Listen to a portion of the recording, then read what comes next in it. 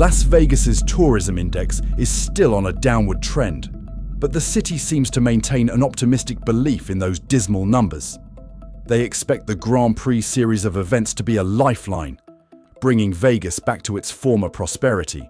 However, unfortunately, F1 may not be the revival Vegas was hoping for. When F1 flooded the Strip in November 2023, city officials predicted massive tourism, thousands of new jobs, and a transformation that would make Las Vegas a premier motorsports destination. However, what happened in 2025 was completely different from what was expected. From 8 months of chaotic construction that paralyzed local businesses to barriers that obscured public views, the gap between F1's promises and the actual economic impact exposed an uncomfortable truth about who truly benefits when super grand events like this come to town. In the next 25 minutes, join us as we explore why the Las Vegas Grand Prix, an event expected to save the city, turned the Strip into a desolate wasteland, and the truth behind the billion lie that Vegas stubbornly believes. Perhaps all miracles have their limits, and Las Vegas is showing a city that cannot be revived by faith or overly beautiful promises alone. After the pandemic, Vegas has made a strong comeback. In 2023, the city welcomed 40.8 million visitors, the highest number since 2019, up 5.2% from 2022, with room occupancy reaching approximately 83.5%.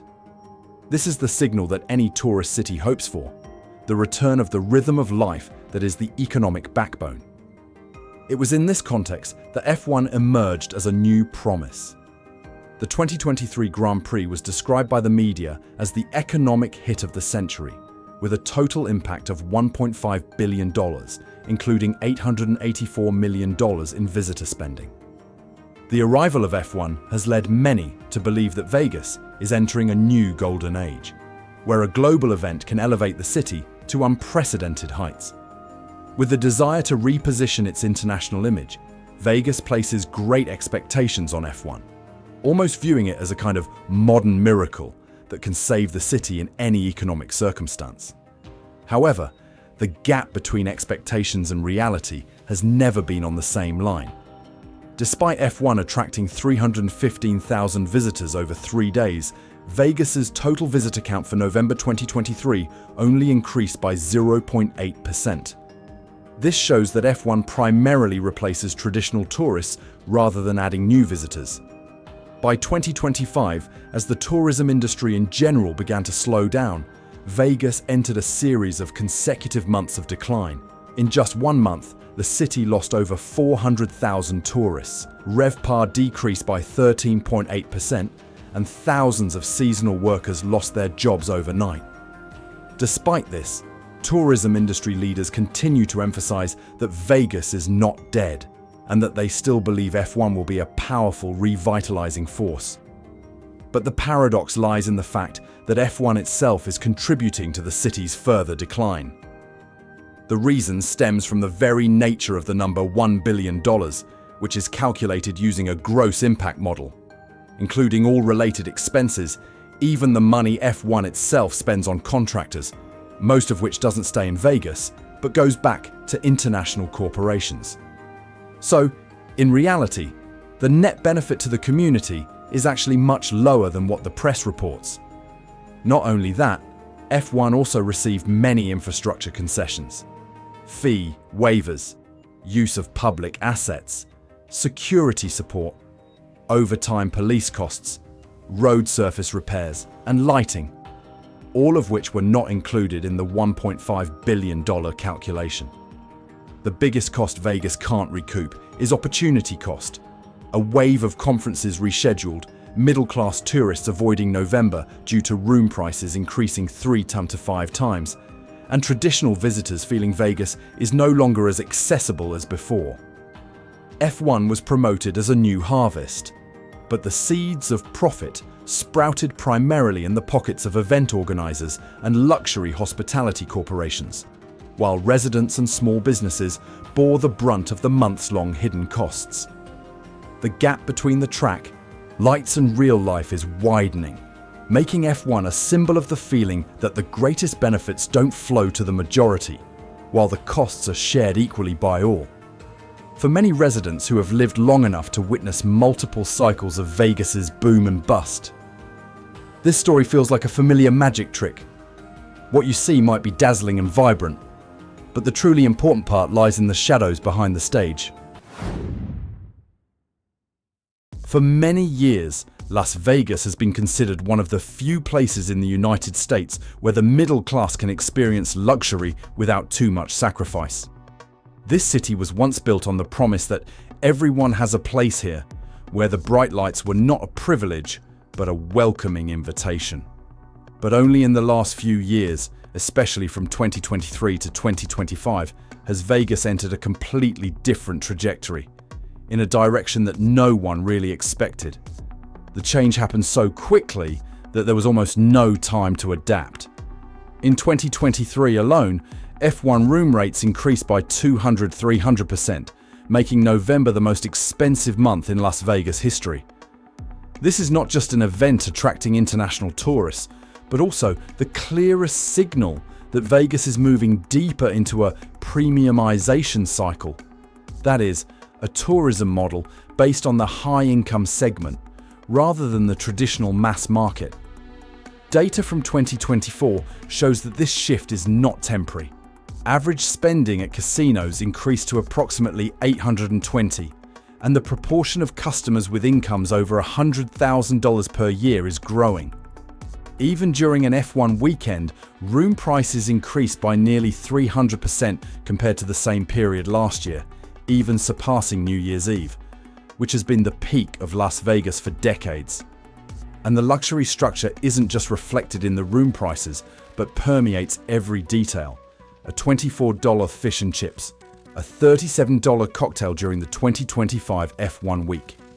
Meanwhile, the middle-class group, which makes up the majority of the 40 million annual visitors, is becoming increasingly unlikely to return. They used to see Vegas as a second home on a budget, a place that was fun, cheap, and modern enough. But when costs escalate too quickly, this destination becomes out of reach. The results are clear in 2025. In the first half of the year alone, Vegas saw a decrease of over 1.5 million visitors, marking the most significant shift in visitor demographics. Not only are tourists affected, but local businesses are also feeling the heavy pressure. Ellis Island Casino and a host of establishments around Flamingo Cove are suing F1 and Clark County, reporting damages of up to millions of USD due to customers being unable to access the area during the prolonged road closures. Some records even estimate the damage to be as high as $30 million. This shows that the high cost and structures catering to the wealthy segment not only deter mainstream tourists, but also directly impact the survival of local businesses. The customer group that F1 attracts, the ultra-wealthy, international visitors, has a very low return rate. This made Vegas increasingly reliant on major events rather than a steady year-round stream of visitors. And as the US economy slows in 2025, it's the middle-class group, the backbone of Vegas's tourism industry for decades, that will be the first to cut spending. That clearly exposes the vulnerability of a city when it loses the mass tourism that once sustained it. By concentrating resources on high-end customers, Vegas inadvertently divided itself. A new Vegas, glittering in VIP areas where everything is designed to serve wealth, and an old Vegas, bustling, crowded, and community-oriented, gradually pushed into the background. This isn't a sudden collapse, but a soft erasure happening with each price increase, each prioritization of wealthy customers, and each step the city takes away from those who once created its identity. For residents who have lived here for several decades, this change is not evolution, but a widening gap between the Las Vegas that is advertised and the Las Vegas they once knew. A gap that cannot be filled by light or luxury alone. To transform Las Vegas Boulevard into a 3.8-mile racetrack, the city underwent a near-major surgery throughout 2023. Over 8 months of construction, ranging from scraping the entire road surface, erecting a massive grandstand system, installing metal barriers, to completely restructuring the lighting system. For tourists, those structures might just be preparations for a grand event. But for residents and businesses along the Strip, they became a daily grind where normal life was transformed into a financial nightmare. The first impacts are appearing in the most vulnerable place, small businesses. Shops and restaurants around Flamingo, Koval or Harmon, which rely almost entirely on foot traffic, reported a 30–40% drop in revenue simply because customers couldn't access them. The extended barriers, redirected walkways, and traffic choked at all hours have left many shops feeling cut off from the city's economic flow. The disruption isn't limited to business operations. Workers, the people who keep Vegas running every day, face commutes that are twice, even 3 times longer. A 10-minute walk becomes 30 minutes or longer due to detours, checkpoints, or no walking zones. Fuel costs are increasing, and income from tips is decreasing because customers are arriving late or cancelling bookings. They don't object to F1 as an event. What they object to is having to pay too high a price to maintain the bare minimum of life. What makes the situation even more serious is the unique nature of Vegas. The infrastructure around the Strip relies almost entirely on continuous traffic. Cutting off an axis, tying a knot, or placing a few blockades is enough to isolate the entire underlying economic ecosystem. That's why each barrier erected not only disrupts tourists, but also blocks the community's rhythm of life for months on end. By 2024, the city aims to reduce the disruption time to approximately 17 weeks. But even that number is enough to strain the long-standing community. A city that once prided itself on accessibility, from streets and pedestrian bridges to open experiences, now has to accept that for many months of the year, the Strip will become a temporary controlled zone where all movement is restricted by barricades and security alerts. It's the annual repetition that worries the residents, because if this were just a one-time trade-off, most people would probably accept it. But this pattern is destined to repeat itself before each F1 season. Blockades, construction, detours, checkpoints. For many residents, this is no longer just a sporting event, but a direct interference with their right to urban life, the right to move freely, to work, and to access their own city. And that's also when the Strip, once considered the people's open space, begins to transform into a traffic battlefield once a year. There were no gunshots, no violence, but enough chaos that many people began to wonder, who is the city serving? The residents who have lived here for decades, or an event that only exists for a few days? For many years, pedestrian bridges on the Strip have been more than just crosswalks. They are the natural stopping points of the city, where tourists and residents pause to look down at the flow of traffic, the lights, and the characteristic pace of Las Vegas. It's a kind of unnamed right, an ability to access the landscape that no one ever thought would one day be limited. However, the arrival of F1 has transformed those familiar public spaces into part of the commercial stage. From the very first F1 season, screens were placed over the pedestrian bridges to prevent people from watching the race for free. For tourists, it was a small but clear shock. Not a few people tore down the covering fence themselves in an effort to see the city the way they had for many years. But that reaction only lasted for a short time. As we move into 2024 and 2025, the thin privacy screen will be replaced by thick aluminum walls on over 7 overpasses. This time, they not only blocked the racetrack, but also obscured the entire view down the Strip and even the Sphere. 2 visual icons that used to attract thousands of people to stop by every day. This shielding carries an unspoken message. The view, which was once part of the common landscape, is now the exclusive property of those who buy tickets. Public space, which is considered a neutral element of the city, is being temporarily but profoundly commercialized. For the local residents, it's no longer a question of whether or not to watch the race. They clearly felt that access to the city, which was a part of their daily lives, was being restricted in a way they had no choice over. Areas that were once crowded with people taking photos, chatting, and resting are now deserted. The natural rhythm of life in Vegas is disrupted, not because of a lack of tourists, but because the space has lost its function as a community gathering place. Each aluminum wall erected not only blocked the view, but also the flow of people. And as the flow of people disappeared, the city's life also dwindled. This change raises a deeper concern than any measurable cost or ticket type. If one event can control the urban landscape, what's to stop other events from controlling more parts of the city? When public space is redefined with each event season, what will become of urban identity? This is a question that not only relates to Vegas, but also to how modern cities balance commerce with the common good. And it is precisely within this shrinking public space that a chain reaction gradually forms. As once crowded places became deserted, as community spaces were transformed into controlled zones, the Strip began to suffer the effects of being a ghost town. It's not because of a lack of people, but because of a lack of community presence, the element that once made Vegas more vibrant than any billboard. During F1 week, the Las Vegas Strip takes on a look that many longtime residents describe as unbelievably strange. The city is more crowded than ever, but that crowding is no longer found in familiar places. Inside the VIP areas, guests were packed together. The event sound was booming, and the energy of spending money seemed almost limitless.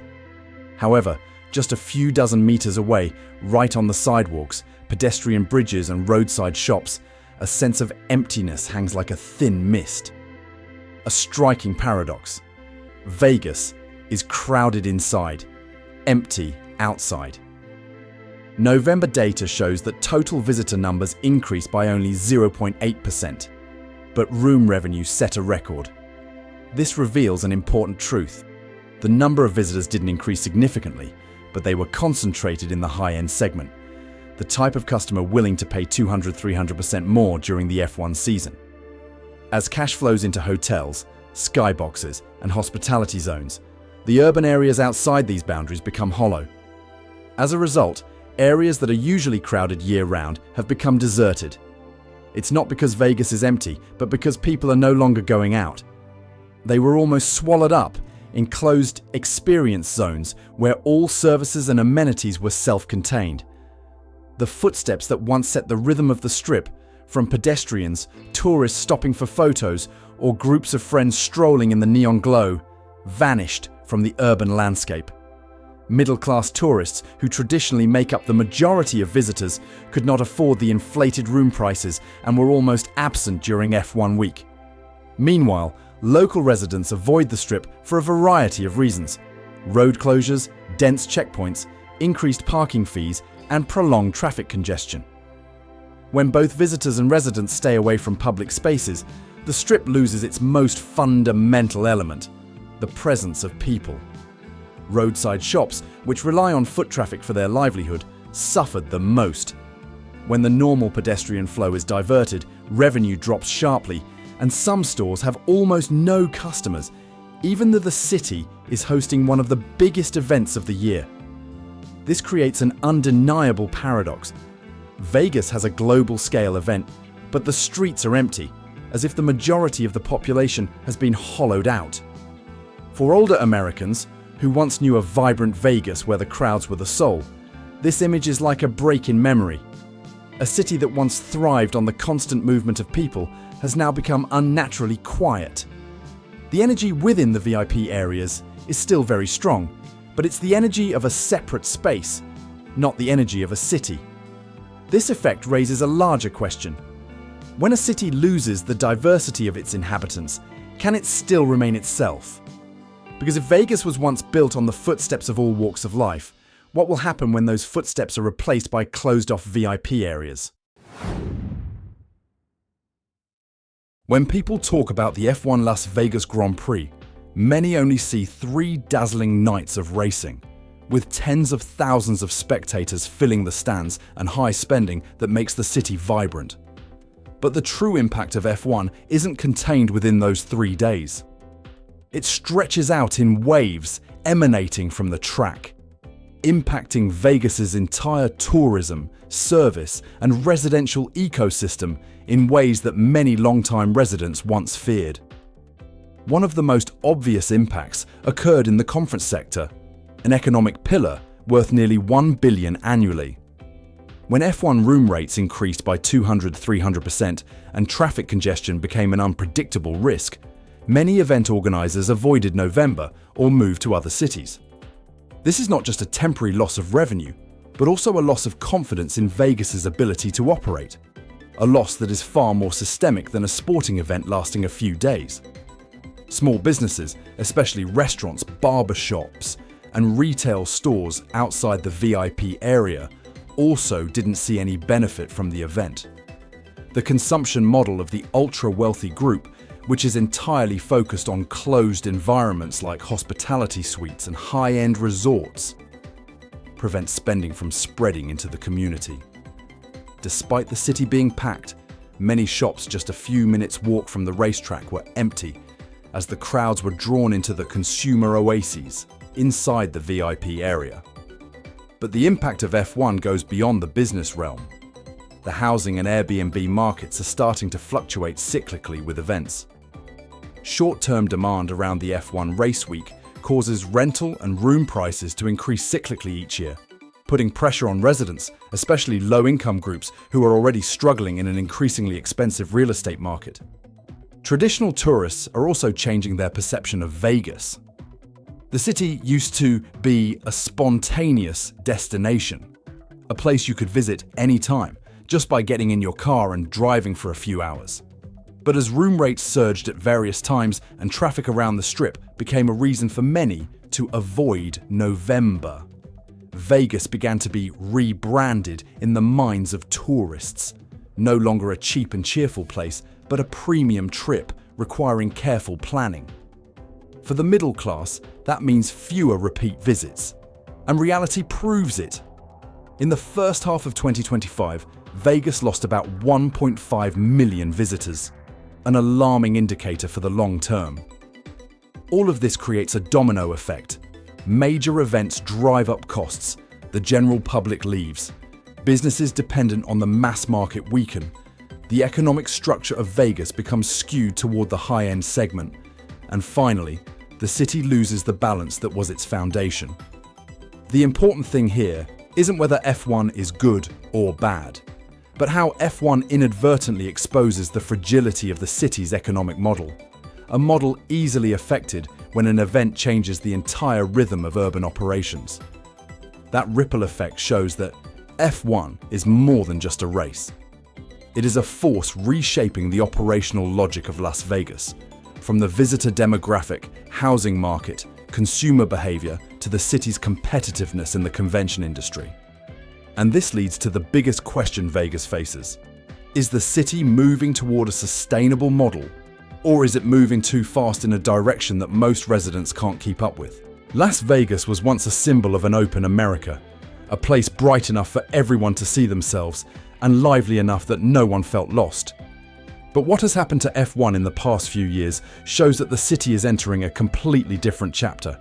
A chapter written in billions of dollars, high-profile events, and even silences not included in official reports. The race only lasted 3 nights, but its consequences rippled across the entire city, from blocked streets, small businesses losing customers, and residents having to change their daily routines, to Vegas gradually splitting into 2 worlds, a glamorous one for the few and one left behind. Not everything is bad, but it's clear this isn't the simple story of prosperity as it's been promoted. A new Vegas is forming, fast, bright, and full of ambition. But the question for the generation that has witnessed many ups and downs in America is, if the streets that once represented freedom and closeness now become the stage for closed events, what will be left of the city's true identity for our descendants?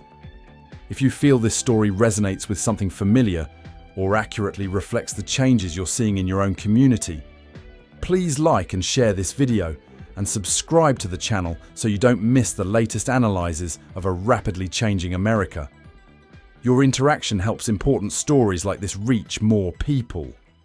This video is analytical, documentary, informative, based on public facts, travel reports, and community input. The content is not intended to attack individuals, organizations, or governments, and does not represent any political viewpoint.